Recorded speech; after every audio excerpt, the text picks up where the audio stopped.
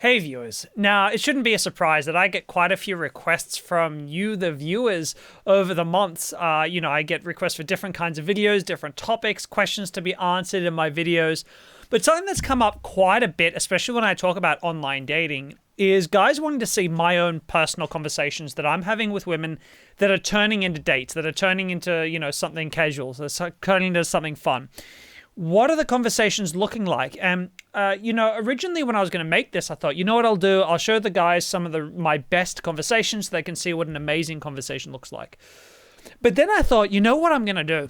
I'm going to take my more average conversations, the ones that aren't flashy, that aren't crazy, that don't end up going somewhere really intense and sexual, and I'll share those conversations with you guys so you can see what are the more regular kind of chats that I'm having that are turning into dates. What are they looking like? Because I think you'll see that they're not necessarily so crazy as what you may expect they need to be. As long as you've got a great profile and your conversation is good, then you can have a really effective conversation that leads to a date that shows up, that doesn't flake. So all of these women I've been on dates with, not a single one has flaked, and they've all gone well. So if you'd like to know what my conversations look like, stay tuned and we'll get rolling. All right, I'm not going to waste any more time. Let's get stuck in. This is my very first conversation I'm going to share with you guys. She said in her profile, I'm weirdly attracted to science guys, especially biology. So my icebreaker here, this is Hinge, of course. My icebreaker was, it might be a good time to clarify that I'm a huge science and psychology nerd. And then I said to her, I have a joke. Where did Napoleon put his armies? Where? In his sleeveys. Is this a good time to mention that the only thing I know about Napoleon is that he was a short French guy? Oh, you didn't get my lame joke. By the way, guys, that's totally okay if women don't get your joke. If you do a thing they don't get, play along with it. Just go on, make fun of yourself. It happens from time to time. And then she said, unless you're talking about dynamite, in which case I still don't get it. Armies. Childish way of saying arms. Sleeveys. Childish way of saying sleeveys. Sleeves. Oh, haha. Joke, crash, and burn. Well, if you laughed at it, at least it had a 50% success rate, so that's not a total loss. Lol, thanks. It's true though, I really do laugh at my own jokes. Why tell a joke if it doesn't make yourself laugh? I do the same. I think I'm hilarious, but I might be the only one, huh? I see you're just the next suburb over. I bet if I yodeled loudly enough, you might hear me. But I try to keep my public yodelings to a limit. Oh, that's you I've heard yodeling. That's more likely to be me yelling at my puppy when she escapes across the road. Did you grow up here? Nah, I grew up in Sydney. Moved here about 4 years ago. You? You're a trendsetter. I moved here 2 years ago from Sydney. Never looked back. Do you feel like getting a coffee or drink sometime? Sure. Where about in Sid? Sure. I'm free sometime this weekend. Sure. Sometime this weekend would work well. Perhaps coffee Saturday afternoon? Yeah, sounds good. So this conversation is relatively short, and you'll see that most of my conversations are short. I don't like to make them too long. My key here is that I always like to have my conversations all at the one time because I want to catch her online so we can have an actual chat. And then once we've had a chat, a little bit of back and forth, I'll almost always jump straight into the asking for a date. And that it works really well. Most guys wait way too long before they actually go on a date. Okay, let's have a look at the next one now. I said in my profile, I was almost arrested in Latvia for being too happy on public transport. When she liked my profile, she said, story of my life. So I said, so I really have to know what compelled you to lie in a gym top in the snow. One of her photos is her in just like a gym top in the snow, lying down. She said, haha, well, I've dived pretty deep into breath work and cold immersion these past couple of years, so it's actually a pretty standard thing I do with my friends. We go to the snow and jump in all the rivers and lakes while we're there. Haha, sounds perfectly normal. Actually, I got pretty heavily into breathwork about 5 years ago, and then again in a wood for a while, but I never tried jumping into a cold lake. Haha, I actually bought a chest freezer today for the purposes of ice baths, not storing frozen goods. And as an added bonus, if you ever find yourself in one of those wacky Netflix show situations where you have accidentally killed someone, you have a convenient place to store the body. It's supposed to be great for prolonging lifespan. Cold baths, not random murder. Exactly. It's a win-win. And yes, I'm a bit of a health nut. Well, it's my career. So into all the crazy health hacks. So much fun. Pretty neat. What got you into all that? My first step was Tim Ferriss of all people. I'm into the breathing and ice work stuff or health in general. Well, the health stuff in general, but I meant the more unusual end of things like the breathwork and ice stuff. I've been in the industry for 6 years, so it's all been kind of just been organic. I found breathwork when I was researching techniques for stress management for clients. Russell Brand did an interview with Wim Hof, and I went down deep the breathwork rabbit hole. And now I'm friends with a crazy bunch of Wim Hof method instructors, so we're always doing crazy things. That sounds fun. I always end up way too far down different rabbit holes. It's the only real way to have adventures, right? What health work do you do? Absolutely. I run an online fitness and mindset coaching business. Nice. How long have you done that? I have 2 companies in Sydney, a business coaching business and a dating and relationship coaching business. Over 6 years now. Took it online the start of the year. Awesome. How involved are you in the coaching side? Well, in the beginning, I was the only staff, so I did all the coaching. Now I don't do any of the coaching, although looking to start a new shadow work and dark sexual energy program, so I'll start coaching that again. Love it. Let's go for a beach walk sometime. I feel we would have much to connect over. Always enjoy speaking with people in the coaching space. I assume we have multiple mutual friends too. So in this conversation, we were sort of chatting about a lot of stuff. I let it go in a little longer than I should, but she asked me out on the date, which is always handy. I found too that if you can find some good stuff to connect over, like this one, we were both in the coaching space and the self-development space, very often they might take the initiative. So that was a really positive experience there. It's not the normal for women to ask me first on the date. Maybe 1 in 3, 1 in 4 ask me first. So it's not unusual, but it's not the usual. Right, so this next one, I should just let you know that I won't show you her profile, but her profile, she said that her irrational fear was being chased by someone with a knife, and she breaks into a car to escape him, but that she can't get the car to start. Something like that was what she said. And so I said to her, I love your irrational fear. I also love the implication that you know how to hotwire a vehicle. Tells me a lot about you. I never actually connected this implication. I always just assumed in this scenario the keys would be in the car. Wow, so basically I'm going to get chopped up by an axe murderer. Well, if we go on a date, I'll let you frisk me first for hidden axes. Do you have fun, axe-free plans for the weekend? I only just discovered today was a public holiday. Okay, deal, haha. Oh, really? Are you working? I have a birthday tomorrow night, but not much else planned. Enjoying a relaxing day today. What about you?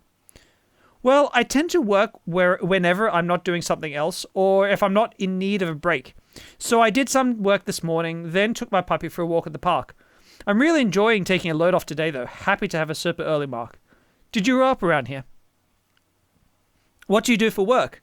What breed is your pup? So cute. I should take mine for a walk today. It's been a while, haha. I grew up in Melbourne. I've been here for like 16 years, though. You're from Sid?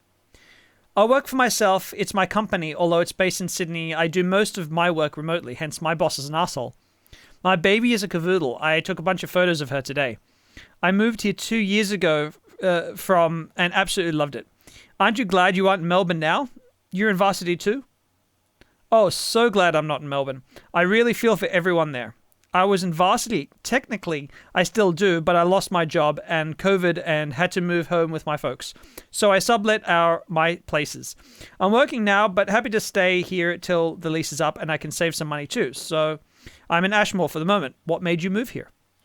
Well, I got sick 5 years ago and doctors thought it was a terminal thing, but it was a bad diagnosis. So after that, I traveled for 3 years and realized Sydney was too stressful for my tastes. So I decided to move somewhere warmer and happier, so I bought my house here, and well, here I am. Yeah, I think it's not a bad idea to play it safe with parents to save money. A bad diagnosis? How do you get something like that wrong? Gosh, I'm glad you're okay. We definitely are warmer and happier than Melbourne and Sydney here, I think. Congratulations on buying a place too. Are your family back in Sydney? Well, what I have turns out to stump the doctors. The only thing in their books that could cause certain blood markers was a malignant adrenal tumor. So yeah, I'm a bit special, but more likely it's something more people have but don't know it. My parents followed me up last year and my sister this year. I'm a trendsetter. Oh wow, does it cause you much trouble? Nothing wrong with being special. That's awesome. My folks moved up same time, and my uncle and his son, who are really my only other family, came up a couple of years ago too. It's nice you're all together. Not really now. Oddly enough, overdosing on certain over-the-counter vitamins helps a lot. Once you know how, it's easy enough to deal with. Oh, nice. Yeah, it's nice having family here. Would you feel like a coffee drink sometime? Wow, you sound like you have an interesting story. Yeah, I'd like that. When were you thinking?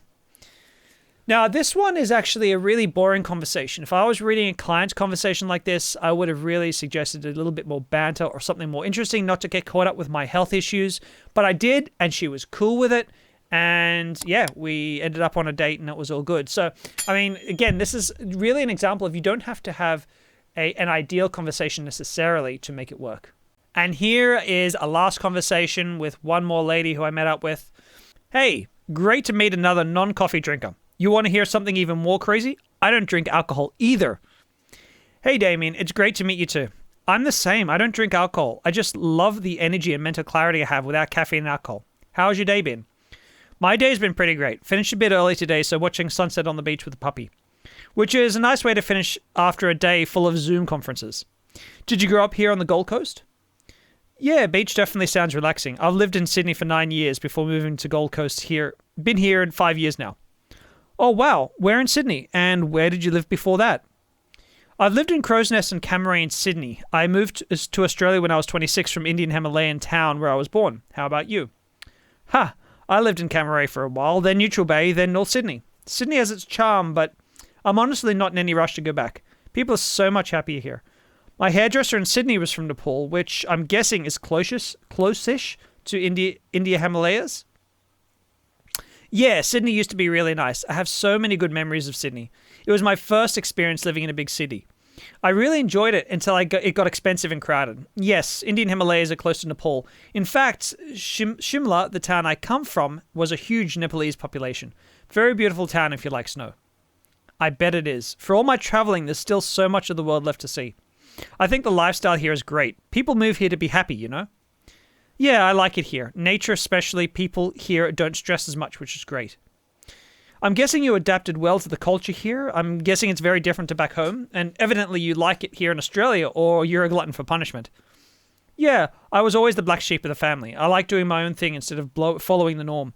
I've adapted to all the good things about the culture here. Yes, I wouldn't live anywhere else. Australians have been very nice to me here always.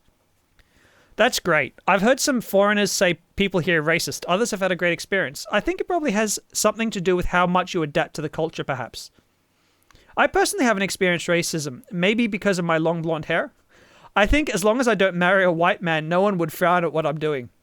Haha, your family wants you to marry a nice Indian man? No, not really. They gave up on me long ago. They know I'll do the opposite of what they say. Haha, poor family. It's funny. Your family wants you marrying an Indian man. Mine wanted me to marry a blonde-haired, blue-eyed girl. Neither family will get what they want. Haha.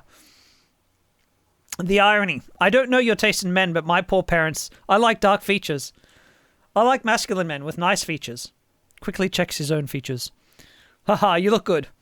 I think we should try and meet for a drink sometime. What do you say? Oh, and thank you. Haha. I think on an app like Tinder, the only thing you really have to go on when swiping is a person's features.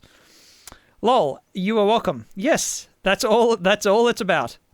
We should meet up for sure. That'd be nice. Are you free Saturday evening by chance? Yeah, I think I am. Cool. Maybe we could meet around 8 or so. What part of Gold Coast is home for you? We can try to find somewhere central. Yeah, okay, I'm at Southport. I don't drive, so heh.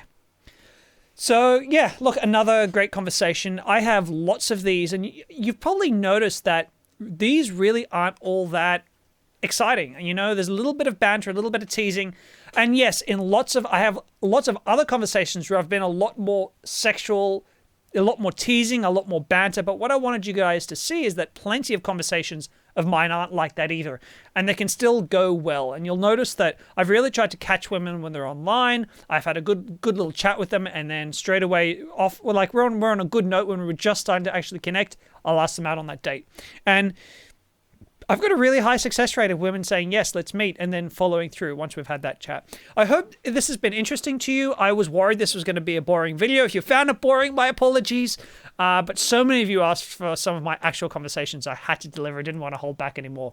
Now, guys, don't forget that while we've got the apocalypse going on, you can do my complete School of Online Dating course, where I'm going to show you exactly how to create a great profile, what photos to use, what to write in the profile, how to start conversations, how to continue those conversations, how to get women out on dates. You can see I'm doing it here, and it's working really well. I've worked with hundreds of guys on this program. And what's more is during the apocalypse right now, you can do this program for free. Basically, if you start the program now and you complete it within 30 days, you'll get an email from me saying, congratulations, you finished the program. I know times are tough right now, but if you'd like, you can request a full refund or a partial refund or no refund at all. It's entirely up to you based on your financial situation at the moment, because I know so many guys are struggling. Now, you can take me up on this offer, but you're going to have to start soon, because once this whole worldwide problem's over, this deal won't be available anymore. So I highly recommend you click the link up here and down in the comments below to do that. Don't miss out. As always, guys, I hope you've enjoyed this video. If you do, don't forget to give me a thumbs up and subscribe to my video.